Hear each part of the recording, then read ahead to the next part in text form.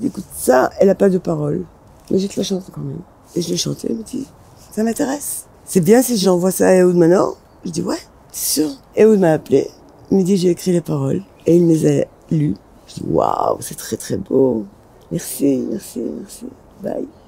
Je l'ai enregistré, j'ai fait un rythme, piano, voix, très simple. Il me dit, écoute, Corinne, quand je mets play sur 4 track que tu as fait à la maison, j'ai les poils qui sortent. Et quand je mets play sur les 24 pistes ici, j'ai rien. Ça monte pas. Je commence à écouter des guitares. Jusqu'à la fin, j'ai terminé. J'ai dit voilà la chanson.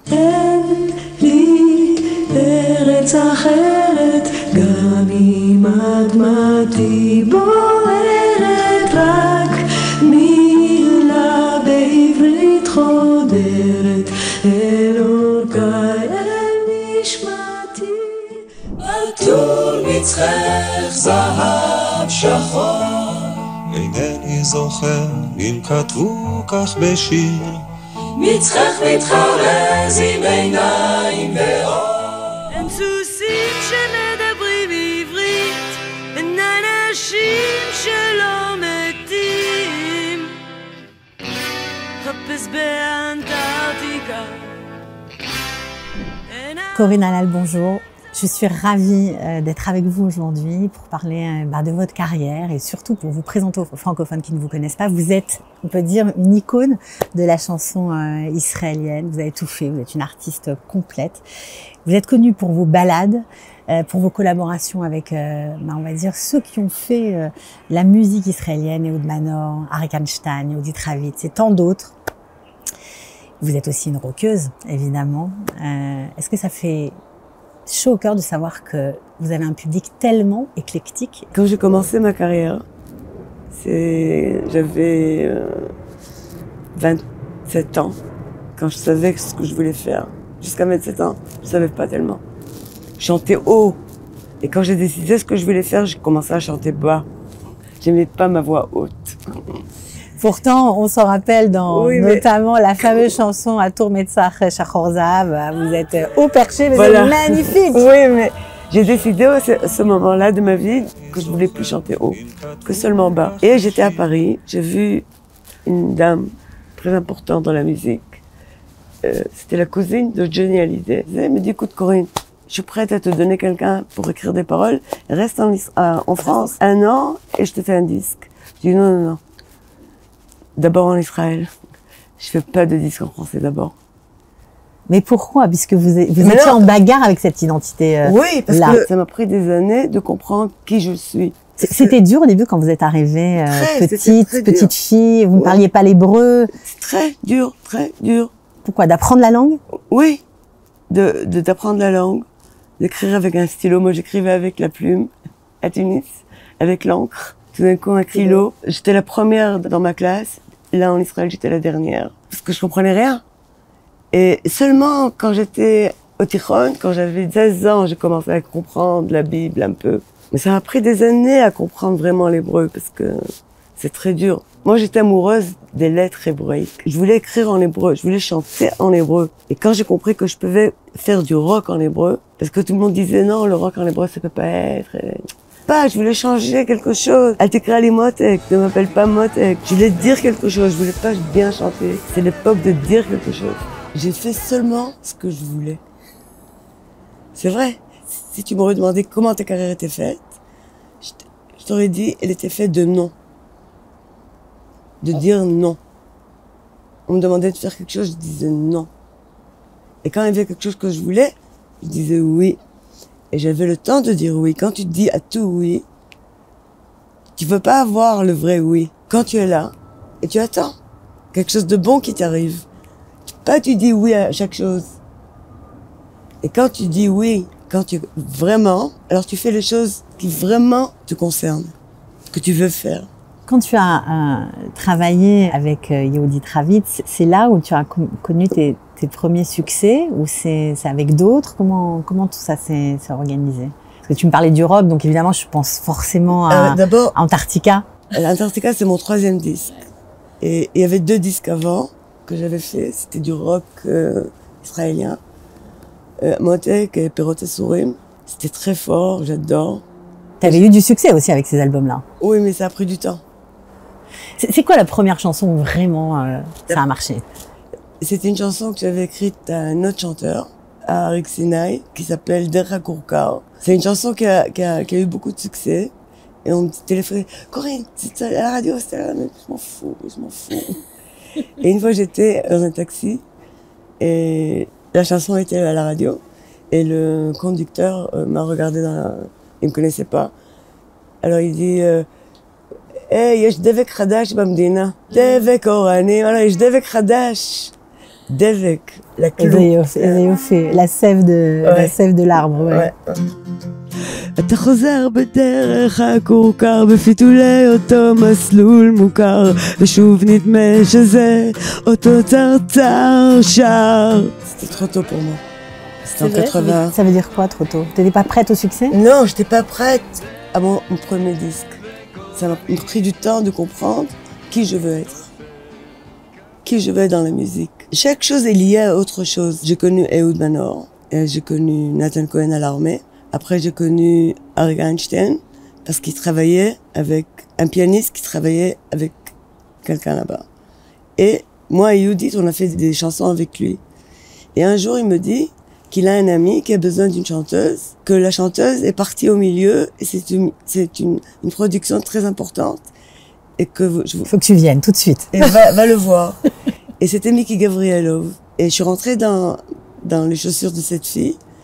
Et j'ai fait la production. Ça s'appelait Zaya Sipur Shel Choref Lo Yoter Lo. Et après, quand on a terminé, on s'est pas quitté. On a continué. On a écrit des chansons ensemble, moi et Miki. Et on a fait plein de concerts ensemble. Et on voulait après enregistrer. On avait de l'argent pour la moitié du disque, alors on a arrêté. Et Miki Gavrielov a continué avec Arik Einstein à travailler. Il a écrit avec lui Khamouch de Mishkafayim. À cette époque-là. Quand j'ai fait Perot Sourim, mon deuxième disque, j'avais un problème de son dans mon disque. Ça m'a énervé. Je disais à celui qui me faisait le son, je disais, comme si que la chanson elle a la rougeole, je lui disais. C'est pas net. Il me dit, mais tu sais pas écouter, c'est comme ça la musique aujourd'hui. Et j'étais pas contente. Et j'avais un concert à Amsterdam avec tout mon groupe. Et j'étais en Belgique chez mon frère qui est mort depuis. Jackie, et normalement je lui faisais écouter mes nouvelles chansons. Je lui ai dit, Jackie, c'est mon prochain disque, mais c'est pas terminé. Donc il a pas écouté ça, genre c'est terminé. Et je suis rentrée en Israël, j'ai donné le disque à Isar Ashdod. Je lui ai dit, écoute, Isar, il y a un problème dans ce disque. Il me dit, oui, tout est en distortion. Je dis, quoi? Tout est en distortion. Ouais. Je dis, quoi? Et ça peut s'arranger. Il me dit, oui, mais j'ai pas le temps. Je dis, quoi, tu n'as pas le temps? Combien de temps tu as besoin? Il me dit, j'ai pas le temps, je fais au Frachaz. Mais non, pendant ce temps-là, moi, j'ai décidé d'apprendre le son dans une école de son. Et comme j'avais pas beaucoup d'argent, j'étais la producteur dans le studio de tous les élèves. Et comme ça, j'ai pas payé beaucoup. Et c'est là que j'ai connu Eran Tzur. Tout de suite, on est devenus amis. Et quand j'ai cherché un bassiste pour Antarctica, je lui ai pris lui. Et lui, il jouait avec Shlomo Deshet. J'ai pris Shlomo Deshet. Et lui, il jouait avec un pianiste. J'ai pris le pianiste. Après, lui, il m'a dit, écoute, je fais un disque qui s'appelle Carmela Gross-Wagner. Tu veux pas le produire parce que je sais pas produire. Je dis, c'est sûr. Tac. J'ai fait ce disque, en même temps que je fais Antarctica. Les choses se sont enchaînées. Mais alors, le succès d'Antarctica, vous vous y attendiez ou c'était une surprise? Non, je me disais que c'était le temps. Abba, yoroleh rouba, im tevakesh ota lanetzach, chapes beAntarctica. ואני עומדת כאן איתך, לנסיכה שלך לנצח, חפש באנטארקטיקה. C'était le temps parce que vraiment je travaillais très dur. J'avais une guitare, je chantais tous les vendredis à l'école, en classe. On m'a dit, si tu veux être chanteuse en Israël, tu dois chanter avec le R. En Israël. Et ce R-là, il y a dans mes deux premiers disques. Il y a le re. Il y a le R. Je savais qu'on chante comme ça, je chantais comme ça. Et un jour, à la radio, j'écoute une chanson de Machina, après de Adam, et tout d'un coup, la voix qui sort de la radio, il dit, mais avec ces textes-là, Israël va perdre, elle va tomber. Et moi, tout de suite, qu'est-ce que c'est celui-là? Pourquoi il parle comme ça? Qu'est-ce qu'il dit de mal? C'est une belle chanson, c'est tout. J'écoute. Et la personne qui l'interviewait lui dit à un moment, mais dis-moi, monsieur, qui est pour vous chante vraiment bien l'hébreu? Zorgov Shoshana Damari. Alors l'équipe lui dit, c'est tout? Et Boach Arabé. Alors il dit, non, lui, parce que eux, ils sont venus de là, et ils ont passé par là, ils ont eu un autre cœur. Lui, il chante pas bien, parce que moi, j'écoute ça. Alors je me dis, si ce type-là, il m'écoutait, il aurait dit, aucune des lettres, elle chante bien, seulement le re. Donc j'ai enlevé le re. C'est tout. C'est comme ça que ça s'est fait. Et donc, dans Antarctica, il n'y avait plus ça. Non, il n'y avait plus ça. Ouais, exact. C'était très important pour ma voix. Quand Antarctica est sorti, le disque, comme je suis francophone, alors il y avait beaucoup de télévisions françaises qui m'ont parlé, etc. Ils m'ont demandé sur les disques, la musique. Et à un bon moment, on est arrivé à la Eretz Yisraël, sa femme. Petite pays avec une moustache. Je voulais pas que les Français savent ce que c'est la moustache. Parce que sinon, ils seraient moqués de nous en Israël. J'aurais dit, c'est pas important cette chanson. Passe à une autre. Tu voulais même pas en parler? Non. Parce que je sais quand l'humour, elle est tellement, et quand l'humour, il est ouvert. C'était un humour que pour les Israéliens. Alors explique-nous pour ceux qui ne connaissent pas cette chanson. Eretz Ksanaim, sa femme, c'est un petit pays avec la moustache.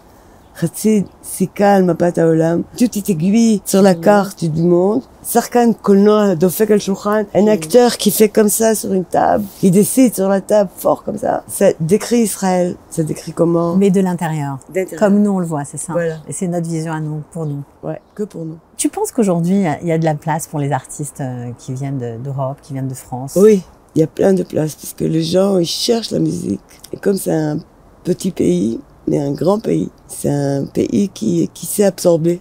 Les talents. Ouais, il sait absorber. Il faut aller avec le cœur. Il faut faire ce qu'on aime. Ouais. C'est ça le secret? Ouais. Seulement. C'est Kohelet, par exemple, ce qu'il dit, pourquoi je suis tellement... Ben oui, parce que là, tu nous parles de Kohelet sans nous expliquer, mais bon, t'as fait tellement de choses, c'est très compliqué, mais un jour, tu as participé à l'émission Achagadol. Il n'y avait pas de livre, tu t'ennuyais entre les prises, et t'as trouvé sur une étagère... Un livre de Tanakh. Donc t'as trouvé un livre de Tanakh sur les étagères. Il y avait que ça. Tu l'avais jamais lu? Non, j'avais lu. Mais bon, à l'école, quoi. Ouais. Mais alors, et à un moment, je me suis dit, mais Corinne, tu connais pas Tehillim? Lis Tehillim. Alors j'ai commencé à lire Tehillim. Je suis arrivée à Kouf Yudalef, un truc comme ça. T'as adoré. Et quand je suis rentrée à la maison de Achagadol, j'ai dit à ma mère, maman, quelque chose me manque. Elle me dit, quoi ma chérie? Je dis, je sais pas, quelque chose me manque. Quoi ma chérie? Je dis, je sais pas, tu sais que tous les jours je lisais Tehillim, elle m'a donné son livre. Tiens, chérie. Je dis, mais toi, j'ai un autre à la maison.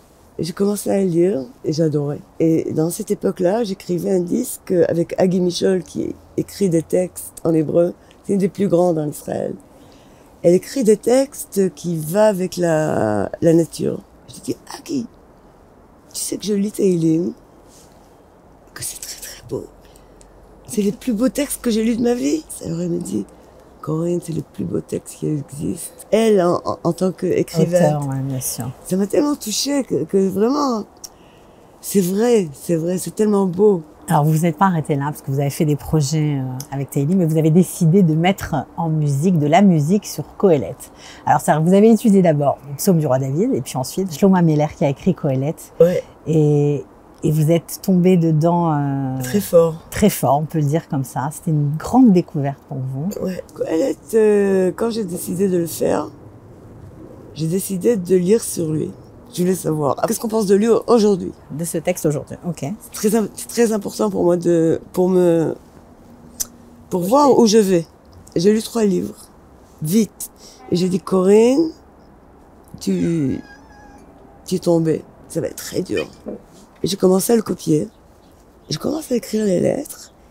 Et tout d'un coup, je vois de la lumière.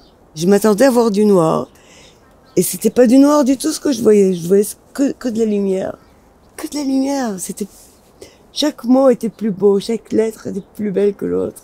Tout ce qu'on m'avait dit, que j'avais appris, c'était faux. C'était faux. Et après, j'ai essayé de lire. Je comprenais rien. Et ça aussi, c'est très important pour le Olim Khadashim. Je comprenais rien. Je me dis, pourquoi je comprends rien? C'est mon écriture à moi. Ah, j'avais pas mis les points. Parce que les points, c'est les voyelles. C'est la lumière. Et je commençais à faire tous les points de tout Kohelet et j'ai commencé à lire. Et la lumière est venue. Et c'est fou que vous soyez attaché à un texte pareil. Non, mais j'étais pas attachée encore. Ah. Non, pas tout de suite. J'ai dit que c'est beau, que c'est beau, que c'est beau, que c'est beau. Vous l'avez écrit 10 fois, il paraît. Vous l'avez recopié au moins 10 fois. La première fois. Ok. Que c'est beau, que c'est beau, que c'est beau, que c'est beau, que c'est beau, que c'est beau, que c'est beau. Mais je savais qu'il faut attendre jusqu'au bout. Parce que c'est dur à écrire. Je comprenais pas tout, mais c'est très beau. Et tout d'un coup, je suis arrivée à un avant le dernier. J'ai marqué là-bas quelque chose qui m'a soudé la tête. Je dis, mais c'est pas vrai. Qu'est-ce qui avait marqué? Il dit, écoute, en tant que riche et en tant que roi, ne pense pas des mauvaises choses dans ta tête quand tu es seul dans ta chambre. Parce qu'un oiseau peut passer et écouter tes pensées et amener tes pensées dans un autre pays lointain. Et là, je suis tombée. C'est ça qui m'a fait tomber. Parce que je me suis dit, comment Shlomo Ameler, il a compris que le son, il va. Personne n'a parlé de ça avant. Je sais pas, tout d'un coup, je me suis très attachée à lui. Moi, ce qui m'intéresse dans la vie, c'est le son. J'apprends ça tout le temps, la musique électronique et tout ça. Le son vous intéresse évidemment, le texte vous a passionné, vous avez mis en musique ce texte, vous avez profité du corona pour faire chanter les gens de votre moshav et les femmes de votre moshav sur ce texte. Donc ça, c'est un truc très difficile à faire parce que c'est pas des professionnels, mais en même temps tout le monde s'est pris d'engouement pour cette chose et vous vous êtes donné une mission, c'est de faire connaître ce texte aux Israéliens, aux Chilonim, aux gens qui sont pas forcément religieux, qui n'ont jamais eu. Oui, bien sûr, vous n'êtes pas religieuse, mais vous n'avez jamais eu connaissance de ce texte-là. Pourquoi vous êtes lancée dans cette démarche et surtout, expliquez-nous pourquoi ce texte-là vous a réconcilié avec votre identité israélienne. Shlomo Ameler, c'était le 3e roi qu'il y avait en Israël. Et dans ce livre, moi j'ai compris, il avait beaucoup de femmes. Et il avait beaucoup d'enfants. Et seulement quand il a grandi, il a compris que quand il va mourir comme un autre. On est tous la même. Quelqu'un qui est très intelligent et quelqu'un qui est bête, on va mourir la même chose, donc on est les mêmes. Quand tu lis, tu comprends quoi, c'est les mêmes personnes d'aujourd'hui. C'est le même mélange d'aujourd'hui. C'est ça qui est très fort. Il dit qu'il a mal. Il a mal fait. Il sait pas qui c'est qui va venir après lui. Qu'est-ce qui va se passer dans son pays après tout ce qu'il a fait. Et il a fait de grandes choses, lui. Et après sa mort, Israël est divisé par 2. Et quand on est divisé, c'est très facile pour nous avoir. Et on nous est... Vous faites un parallèle avec l'histoire contemporaine, moderne d'Israël. Oui, on a la même chose. On est divisé. Et c'est très dangereux. Il dit par exemple, tu viens du travail le soir à la maison, fatigué, tu veux rien, mais tout d'un coup, il y a une pensée qui vient comme une fumée. Et tu dis, cette pensée, je vais dormir. Et tu dis, non, on ne va pas dormir. Prends cette pensée et le regarde là. Parce qu'elle peut changer tous tes matins après. C'est beau. Magnifique. D'un autre côté, il dit que tout ce que tu lis, tout ce que tu fais, c'est Evel Avalim. Ça vaut rien. Mais c'est pas que ça vaut rien. Il dit que ça vaut rien de toute façon. Donc il faut vivre. Il faut bien vivre. Et ça vous a réconcilié avec votre identité profonde. Ah oui, parce que tunisienne, j'étais pas. Française, j'étais pas. Et israélienne, j'étais pas. Mais après tout ce temps, après avoir été une star iconique de la chanson israélienne, c'est fou quand même. Je savais pas qui j'étais. Vous n'aviez pas d'appartenance? Non. Vous n'arriviez pas à vous attacher ni à la terre d'Israël, ni au pays, ni à la politique, ni à rien? Rien. C'est fou. Ouais. Je m'en foutais de tout. Quand j'ai fait la chanson En Eretz Acheret, quand elle est sortie avec Gani Asabi, qui chantait, que moi, vu qu'elle était connue, moi, chaque fois que je chantais, je me disais dans mon tête, je mens, je ne dors pas En Eretz Acheret. C'est pas vrai. J'ai arrêté, ça me tourmentait. Et j'ai eu de la chance, en 1999, Monsieur Shalom Cohen, qui était en Tunisie, c'était un diplomate. Et c'était Hanouka, et il m'a invité pour le premier Ner de Hanouka. J'étais très émouvée de rentrer. En Tunisie, que vous aviez quitté, vous aviez... J'avais 8 ans. Alors je dis, écoute, tant que je vois pas ma maison, pour moi, je pars en Tunisie. Je veux voir d'abord ma maison. Alors, ok, il me dit, donne-moi ton adresse. Je dis, 17 avenue Carnot. Alors, il va chez le taxi, le type, il ouvre la carte, il vient et dit, monsieur, je trouve pas 17 avenue Carnot. Il va chez un autre. On trouve pas, madame. J'ai dit, donne-moi la carte. Il met la carte devant moi. Je la regarde bien. Je dis, c'est là. Il me dit, vous êtes sûr? Je dis, oui, c'est là. Alors, il me dit, oh bon, alors aujourd'hui, c'est rue de l'Amérique. Avenue de l'Amérique. Ils ont changé de nom. Je dis, ok. On est arrivé là-bas et c'était là-bas. Bon, je suis arrivée chez moi à la maison. Il y avait personne à la maison. J'étais chez mes grands-parents, ceux qui avaient la chocolaterie Halal en Tunisie. C'était des gens très très riches. C'était une grande villa. J'arrive à la villa. La villa, c'était pris par Air Tunis. Ici en Israël, on se moque de moi, on appelle Halal. Et Halal, c'est devenu Air Tunis là-bas. Mais ce que j'ai vu, que rien ne m'intéressait tout d'un coup. Pourquoi? Parce que c'était les yeux des gens qu'il y avait devant moi qui m'intéressaient. C'était pas les murs. Je m'en fous des murs. C'était plus les mêmes personnes. C'était des gens, c'était des étrangers qui parlaient pas ma langue, ni français, ni hébreu. Et peut-être qu'ils m'aiment pas même. Et je dis non, j'ai pas un autre pays. Et c'est là que j'avais compris que j'avais pas un autre pays. Quand tu sens différemment, tu chantes différemment. Bien sûr. Ça dépend. Chaque fois tu penses différemment, tu chantes différemment. C'est pas toujours la même chose. Vous êtes réconcilié avec votre identité israélienne parce que c'est difficile quand on ne naît pas en Israël. Oui. Des fois on comprend pas pourquoi on est là.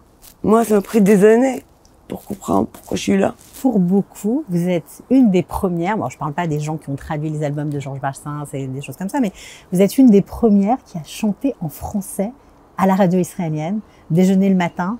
Je me souviens, c'était passé à la radio, mais qui est-ce? Mais qu'est-ce que c'est que ce truc? C'était un ovni. Comment vous avez osé faire ça et pourquoi vous l'avez fait? Pourquoi vous l'avez chanté en français?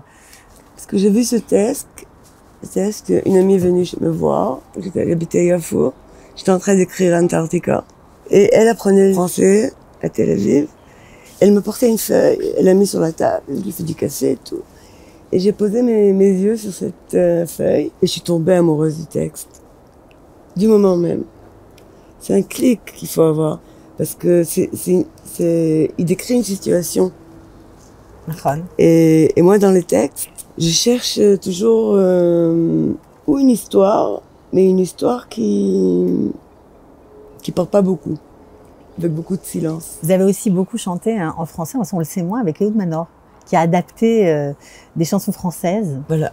Ça, pour Ehud Manor, au commençant, je voulais pas faire ça. J'avais honte de mon français. Même que j'ai fait celui-là avant. J'ai fait et j'ai fait un Amsterdam à Perot Sourim, une chanson de Brel. Mais je voulais pas avoir que les gens sachent que je sais le français. Je dis, je suis plus à la Khadasha. Je dis, oui, c'est très beau, tu as l'accent français. Je dis, mais non, mais je veux pas l'accent français. Ça va mieux maintenant, ça, ce côté-là? On me dit plus. J'avais une producteur qui était très, très importante. Jusqu'aujourd'hui, Tumira Yardeni, qui était ma productrice de Antarctica. Elle dit, Corinne, fais un disque des chansons que tu as grandi dessus, du français. Je dis non, Je vous ai dit tout à l'heure, j'ai dit non, oui, non, non. Je dis non. Après, je rentre à la maison et je me dis, écoute, Corinne, tu as un problème. Tu as un problème. Tu dois le résoudre. Tu peux pas penser comme ça.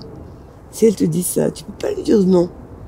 Tu peux pas dire que tu sais pas, que tu veux pas chanter des chansons, que tu as grandi dessus. Tu peux pas dire ça. Tu peux pas dire que tu sais pas le français. Tu peux pas nier ton passé. C'est ça tu comprends, je nie, quel passé j'ai? J'avais mon passé de Tunis, que j'étais dans une école, que je devais faire la croix tous les matins. Nier quoi? Eh ben, tu l'as fait ce disque, avec ses chansons en français. Je l'ai fait. Et je suis très contente. Je l'ai fait avec Ehud Manor. Extraordinaire, ça devait être génial de travailler avec lui. Un truc de fou, enfin c'est un rêve pour un artiste. C'est un rêve. Je vais dire quelque chose sur Ehud Manor. C'est une personne qui sait lire la personne devant lui. Si la personne devant lui est loin de lui, il sait la lire aussi. Par exemple, il m'a écrit un texte à Antarctica. Il me téléphone, il dit, je t'ai écrit un texte. Avant Fatemi, à Antarctica. Un texte très dur. C'est un texte très dur, mais je l'ai mis dans le disque. Et j'ai demandé, mais comment tu sais que je me sens comme ça? Je sais. C'était le disque d'Antarctica qui était très... avec beaucoup de lumière. C'est cette chanson-là qui m'a écrit. Elle était noire, parce que je sentais noir. Il y a un titre que tu adores, que tu as écrit? Beaucoup. Je les aime tous. C'est sûr, mais quand le public est au rendez-vous, c'est un cadeau quand même. Ça n'a pas toujours été le cas, mais ça a souvent été le cas. Toujours. C'est quoi le moment où, sur un titre quand tu t'en souviens, quoi, ça te fait plaisir, ça te rend fier de ton travail? Quand je commençais ma carrière, par exemple Antarctica, alors c'était des 500 personnes, 1000 personnes, tous les gens. Ils écoutaient, mais c'était plein. Mais tout le monde était. Et ça a pris du temps que les gens aiment ces chansons vraiment et que c'est rentré. Aujourd'hui, c'est ça. Alors, je leur laisse chanter et j'aime faire les voix. Le public chante et toi, tu fais les deuxièmes voix. Ouais, j'adore. Tu reviens à tes premières amours. Attention, tu vas finir par rechanter haut. Je chante haut. C'est vrai. Parce que j'ai pas peur. Je vois les gens aujourd'hui, j'ai grandi avec ces chansons. Il y a des choses qu'on n'a pas dites. Je crois que tu as eu un cancer du sein. Oui, oui. C'est important pour toi aussi d'être porte-parole, de dire quelque chose. Ben oui, très. C'est comme Coëlette. C'est pareil. C'est important, oui. Il y a des choses que le public doit savoir. Si on m'avait pas fait un téléphone, Corinne va faire. Je dis, mais j'ai perdu la page. Ah ben, je t'envoie encore une page. Du rendez-vous.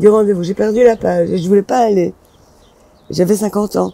De voir qu'elle a insisté. Qu'elle a insisté à cause d'elle, je suis allée. Et ça vous a sauvé la vie. Et ça m'a sauvé la vie parce que ils ont trouvé quelque chose de petit qui était facile à enlever. C'est très important de faire ces mammographies. Très important. Vous êtes connue aussi, Corinne, pour votre engagement auprès de la communauté homosexuelle. Oui. Vous avez mis beaucoup de temps à en parler. Oui, j'étais la première en Israël à sortir de l'armoire, comme on dit. C'était important pour vous, c'était vital? C'était vital, parce que je voulais faire avec Ruth une famille. Je voulais pas faire quelque chose de très important comme faire une famille en se cachant. Je voulais changer ma vie. Et je suis contente, parce que on a 2 enfants. Il y a Omer qui a 20 ans, hier il a eu 20 ans. Et le Jonathan qui a 14 ans et demi déjà. C'est magnifique les enfants. On a une famille, j'ai une famille. C'est pas mon but dans la vie de faire je suis gay, c'est pas mon but. Mais on peut le faire en Israël. Je vis avec une femme, on a 2 garçons. Mais par exemple, pendant la Corona, j'ai un problème. Jonathan, c'est mon petit. Il avait 13 ans. Et c'était Parashat Yitro, sa paracha. Et je me suis dit que quand quelqu'un est juif, mais né en dehors d'Israël, il sait qu'il est juif. Quand il vient en Israël. Moi, je sais que je suis juif parce que je suis venue en Israël. Mais Jonathan, il est né en Israël. Peut-être qu'il sait pas qu'il est juif. Parce qu'il est là. Alors, je me suis dit que la bar mitzvah, pour lui, c'était très important. Parce que c'est là qu'il va rencontrer son lien avec le judaïsme. Et il a fait sa bar mitzvah avec 4 personnes, et avec la Torah, avec les chaises, on a fait tout. C'était important pour toi? Très important pour moi. C'est fou. Et c'est très important pour moi encore plus, parce que c'était Parashat Yitro. Parashat Yitro, pour moi, en tant que Tunisienne, je me rappelle de la fête des enfants. C'est la fête la plus belle que j'ai aimée à Tunis. C'est de manger à côté des parents. Il y avait une petite table avec des petits couverts, avec des petites tasses. Et le même manger qu'il y avait les parents, on l'avait ici pour les petits.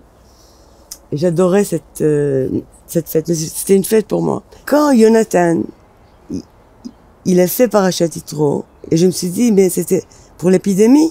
Et je me suis dit, mais on est maintenant en épidémie. J'ai dit, mais c'est seulement les Tunisiens qui savent que c'est sur l'épidémie.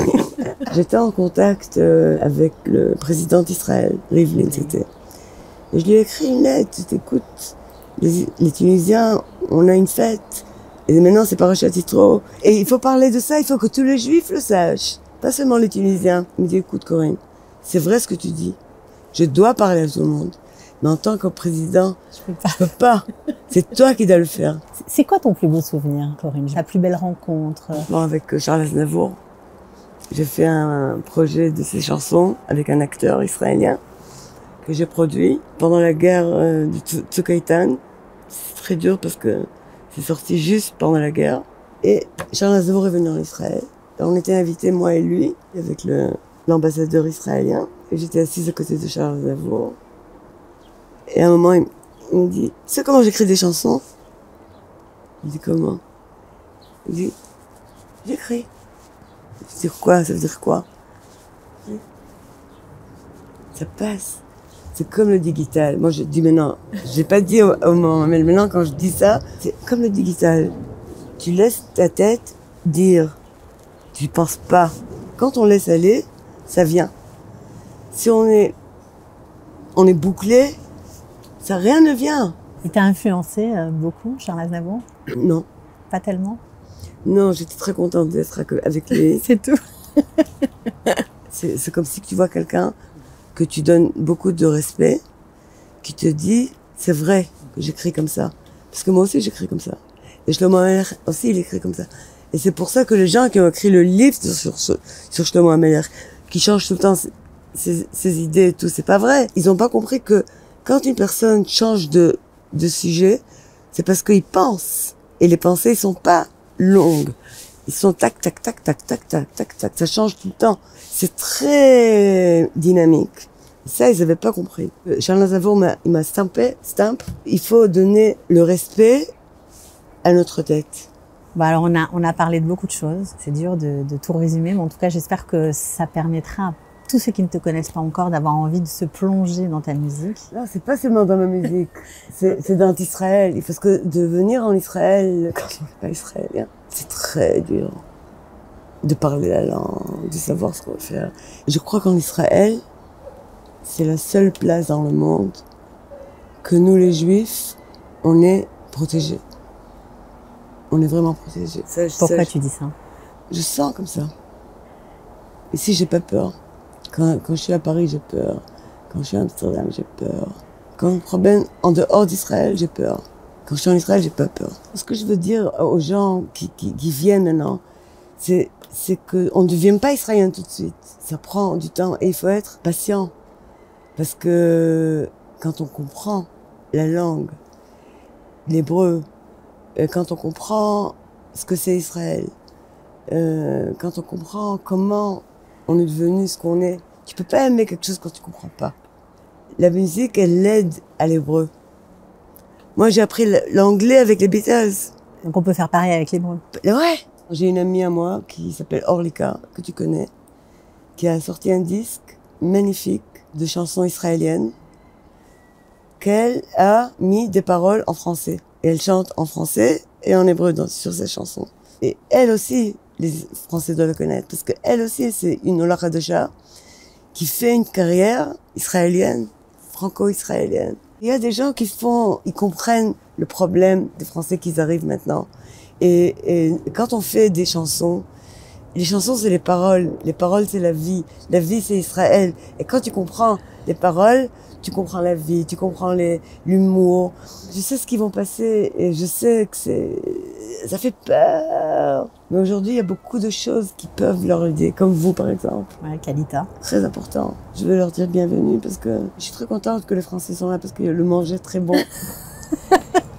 Il y a des très bons mangers en Israël depuis. Et je trouve que l'Israël est devenu plus belle que la France. Eh ben, on va finir comme ça et on va aller t'écouter tout de suite.